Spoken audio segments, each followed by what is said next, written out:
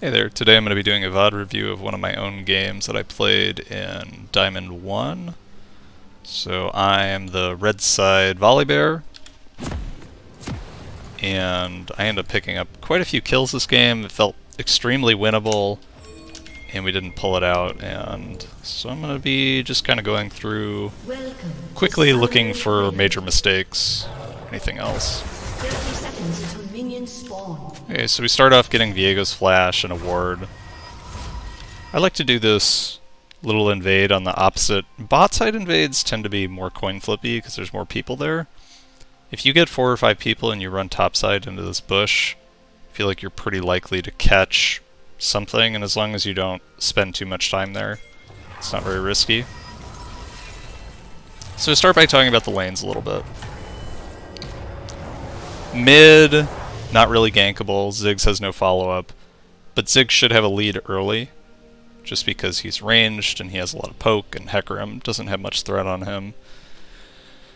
I think I beat Viego like early on or late, like post 6. If I have a lead, if I'm like up a level or a bit of an item, I can beat him, but otherwise he beats me in a duel. Top, very volatile, although Aurelia is hard to gank. Wukong doesn't have any CC, but they do both have Ignite, and Wukong's pretty slippery, so like top is interesting because I don't feel like either of them has a tremendous amount of 1v1 kill pressure, but they might just decide to throw their bodies at each other and then someone's going to die, right?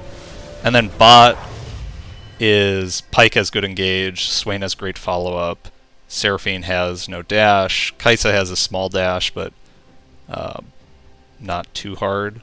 I mean, it's more like a movement speed boost than a dash. So in this game, I decide I'm going to path towards bottom. Kind of for the reasons I just talked about with Pyke and Swain. I feel like if I can get to bottom, there's great opportunities to pick up a double kill and get this lane ahead. Whereas if I stay top, Aurelia feels like a tough gank, and because Wukong doesn't have any CC, and I'm only getting one person ahead. So, see Viego started as red side, ran straight to blue, and I'm just kind of keeping an eye on lanes. So, Ziggs has got Hecarim really low. Yeah, so quick assessment of the lanes. I think when you finish one side of the jungle, this is a really good time to assess the state of the game. It depends on the jungler, but like for Volibear, I really don't want to take my Q until I hit level 3. Which means my first gank is usually going to be level 3 or later, which I'm going to get after this first clear. So I'm taking a look here. Now that I'm level 3, I see, okay, there's really nothing to do top. If Aurelia was lower, we could look for this dive, but it's, I think, too risky, given how many dashes Aurelia has, lack of CC, etc. Bot side, Seraphine's basically full, but Kai'Sa is really low.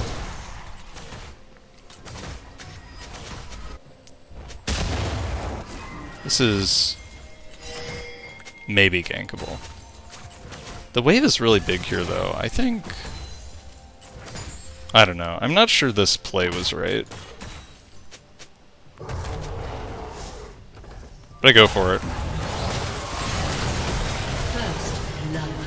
And Pyke dies for it. Let's see. Could I have done that better? Oh, they had no flashes either. Which, like...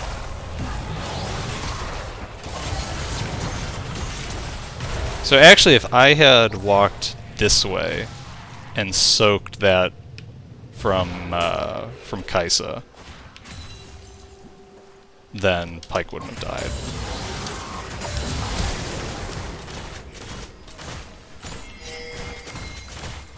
So I think this play is only good because Swain had teleport.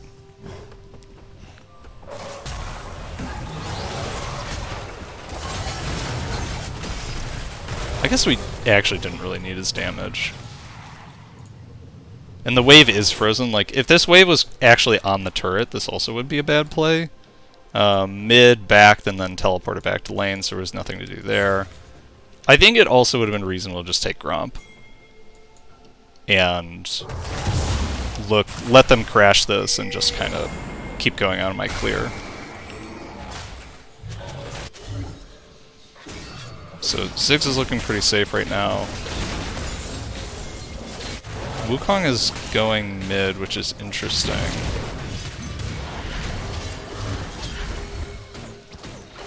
I don't think I was supposed to be at that. Let's see. So...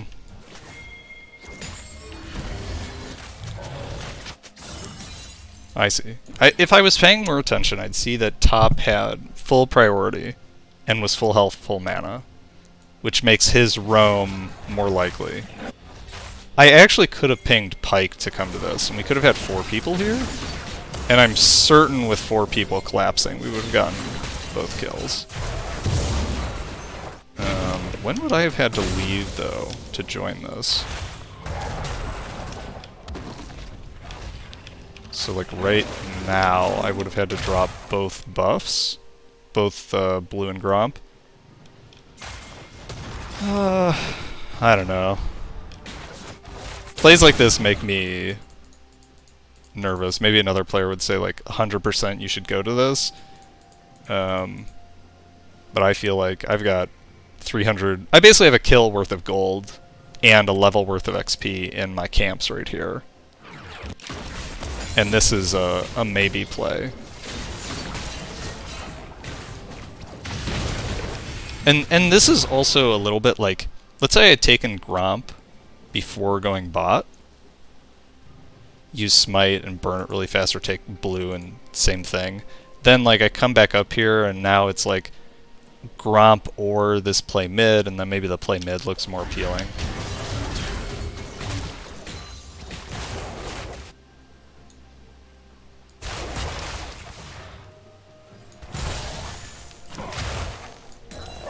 Is bot gankable? Maybe?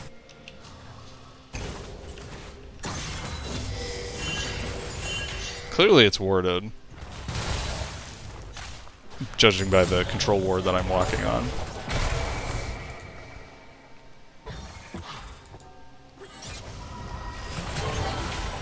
So I sort of... I mean, I wasted 20-25 seconds walking down there. What am I doing? Why am I going mid?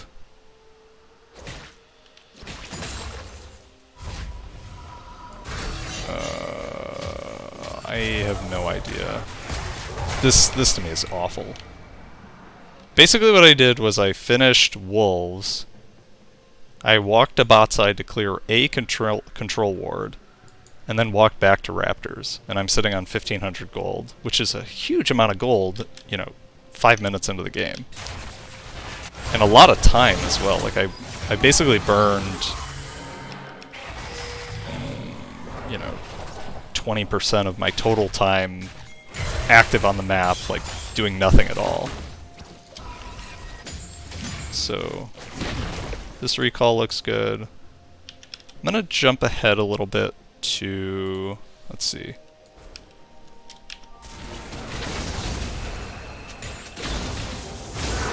So Hecarim is all-inning Ziggs.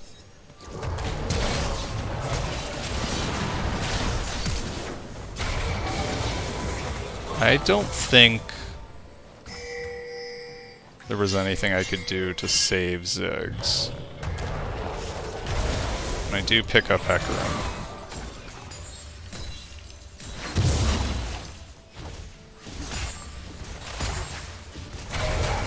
Let's see. That looks pretty bad. So let's see why that happened. So Drake is up. I'm taking Gromp. Kai'Sa is pretty low, Swain is low, and Ziggs is roaming. Hecarim's shoving mid.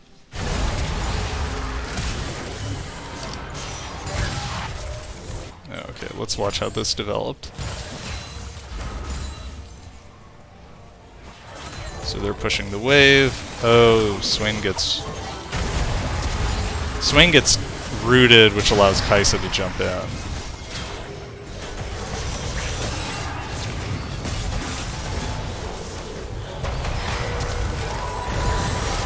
This is so bad.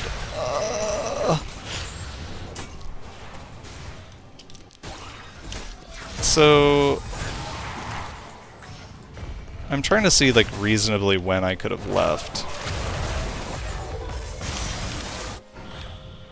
I could have left right now. 9:03.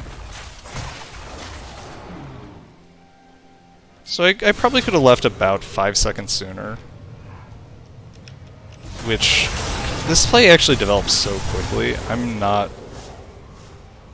I think if I had left as soon as Swain gets rooted, I probably get here as they're in this area killing Pyke, but it's still...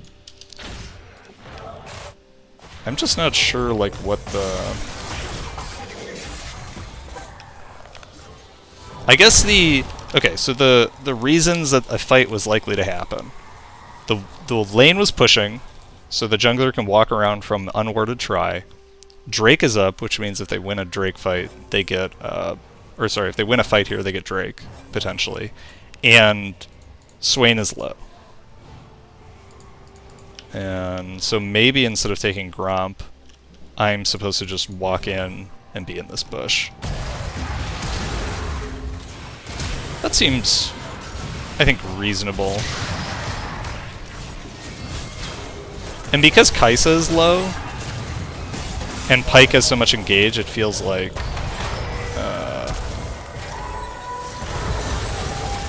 there's a decent chance if I go bot, and even if Viego doesn't come, that my team can pick up a kill, or we can crash the wave and dive, or even just use the priority to go to Drake.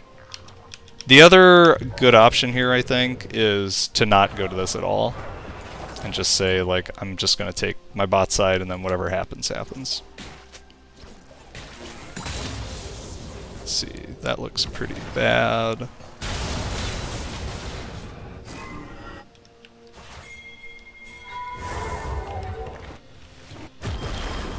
Okay, so I'm going bot. What do I have? I have flash, I have ult. And at this point, I don't know if I know what sums they have.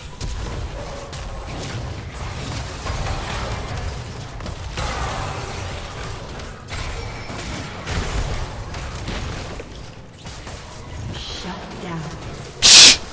That was so bad.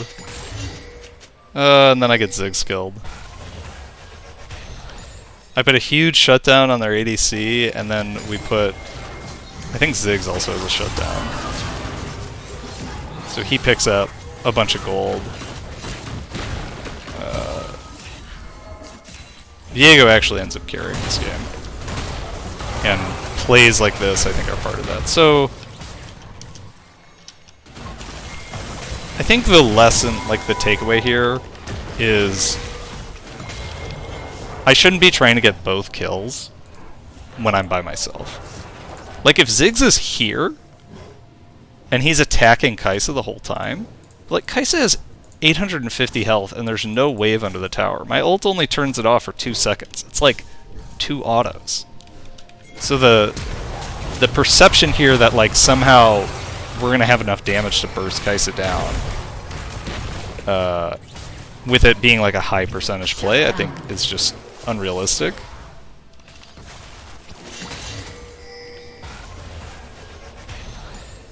And the other part about this is, like, they clearly saw me coming. From... let's see, so... You can see Kai'Sa's looking to push the wave, and then she sees me and they back off. Which means, as like, the longer the play runs, the more opportunity... oh, interesting. Yeah, Viego just drops Raptors because he sees how urgent this play is. Like, if he finishes Raptors there, he doesn't get Ziggs. Ziggs shoves this in and he's gone.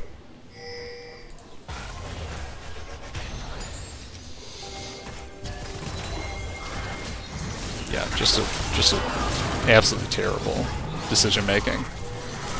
If I go in and just kill Seraphine, and then I probably... So I use Flash and Ult. I just use one of those. Probably just Ult, kill Seraphine, and then just back off. Help Ziggs shove the wave under. And then we get, like, a bunch of plates, and maybe Viego comes to this fight anyway, but because he dropped Raptors, he's like... He's coming to a fight that's producing no gold, so he's really behind.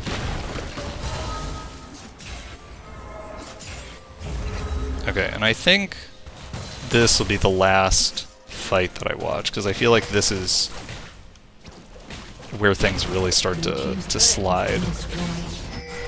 That first Viego fight was like, it was bad. But Ziggs is still really strong at this point.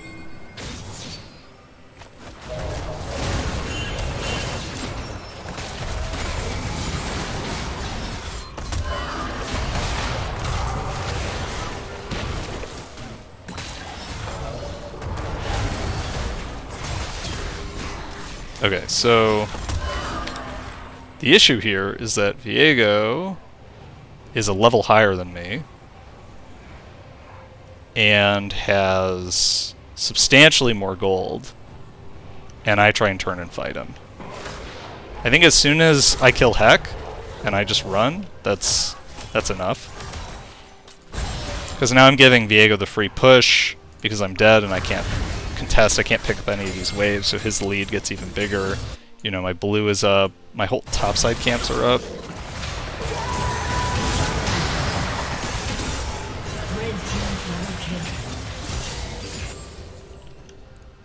The tough part about these games is they're so long, and there's so many perspectives to consider that I feel like a full review, even of kind of the biggest mistakes, would take like an hour or more. I don't want to make a single video that is that long. So we look like more at these microcosms of mistakes. Like, well, maybe the mistake with this play that I just watched was like, I was supposed to be top anyway, not that like I mismanaged the fight.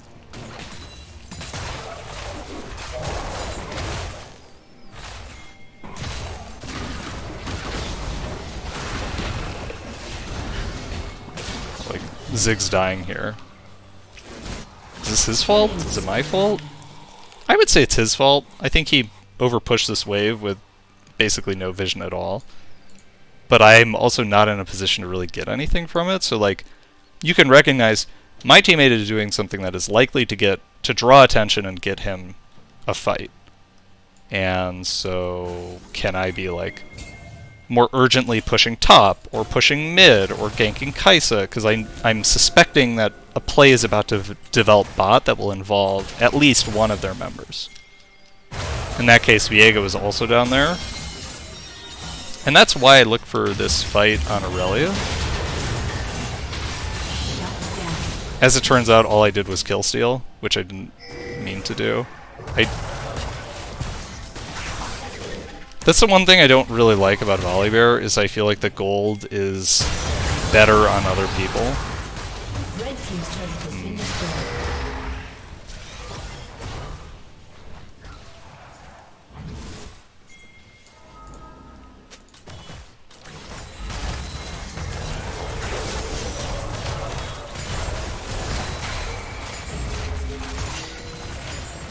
Given how low Swain is, I really don't want to fight this.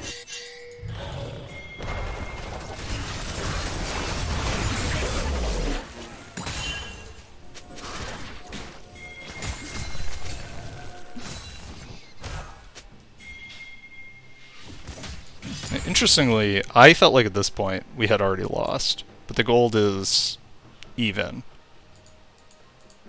And I think that mentality comes from like, I'm not fed, I'm not really stronger, so I feel like even though it's even, my personal agency in the game is pretty reduced, to the point where it feels like a little random whether we win or not.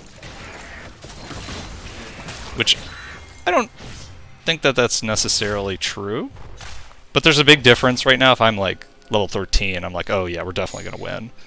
versus being kind of middle of the pack, where it's like I just really am not sure.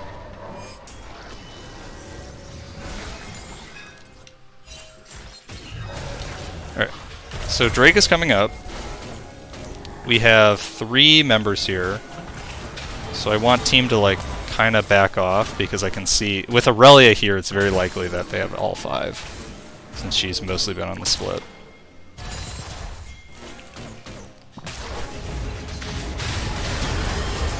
Wukong hard engages.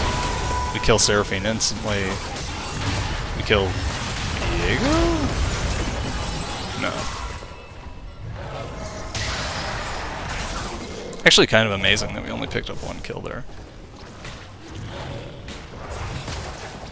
So that was a good example of getting to a fight early.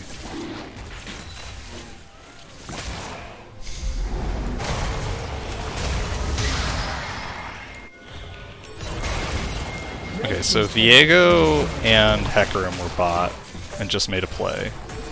So we try and start Baron. And Hecarim TP's in.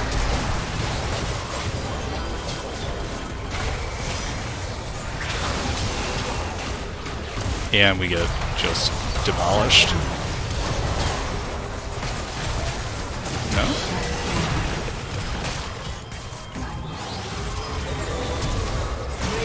Oh, yeah. I walked back into range of Kaisa like a potato. Shut down. Like, if I don't die there, we can do Baron. Even with Aurelia up. With 4 people, jungler, I heal off of it. Just walking back in for no reason. Interesting. Well, it's about 20 minutes, which is how long I like to make these. Hope you found it useful. Good luck.